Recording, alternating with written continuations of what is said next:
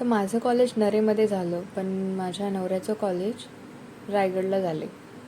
तर माझ्यापेक्षा जास्त नेचरचा अनुभव त्याला आहे. तर हे आहे मॅक्रिची रिच रिझर्वेअर.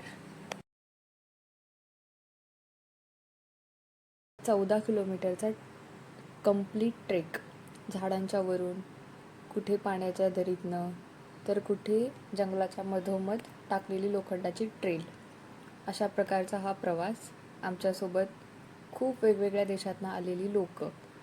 एका ठिकाणी असं झालं, अक्षरशः पाऊस इतका जोरात सुरू झाला की 1-1.5 तास आम्ही तिथेच थांबलो आणि 6:30 अराऊंड होत आले होते. तर काय करायचं, तर चायनीज लोकांना आम्ही लुडो खेळायला लावला. आम्ही इतका टाईमपास केला त्यांच्यासोबत. त्याच्यानंतर मग पाऊस थोडासा कमी झाला आणि थोडंसं पुढे आलो, पण एक चुकीचं वळण घेतल्यामुळे आम्हाला ऑलमोस्ट 8 किलोमीटर अजून एक्स्ट्रा चालावं लागलं रिटर्न येण्यासाठी, कारण रिटर्न येण्यासाठी काहीही मार्ग नव्हता. आणि सापं, जंगल, पाऊस आणि छोट्या छोट्या अशा रस्त्याच्या दऱ्या झालं.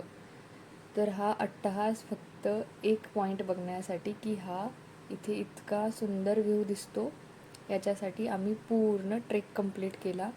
ट्रेकमध्ये फक्त एवढा अनुभव आला की कितीही पाऊस आला, कितीही काही आलं, काही जरी झालं, कुठंही असलो, तर आपल्याला शेवटी सह्याद्री आठवतेच.